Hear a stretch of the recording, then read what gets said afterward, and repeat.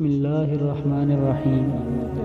حضرت ابو عمارہ بن عازب رضی اللہ تعالی عنہما سے روایت ہے کہ حضرت صلی اللہ علیہ وسلم نے فرمایا، اے فلاں، جب تم اپنے بستر پر لیٹو تو اس طرح کہو، اللہم اسلمت نفسی الیک ووجہت وجہی الیک۔ اے اللہ، میں نے خود کو آپ کے سپرد کیا اور میں نے اپنا چہرہ آپ کی طرف کیا اور اپنا معاملہ آپ کے سپرد کیا، اور تجھے اپنا پشت پناہ بنایا، رغبت کر کے یا ڈر کر تجھ سے۔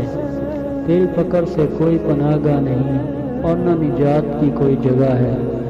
میں تیری اس کتاب پر ایمان لایا جو تو نے اتاری، اور تو اس پیغمبر پر ایمان لایا جو آپ نے بھیجا۔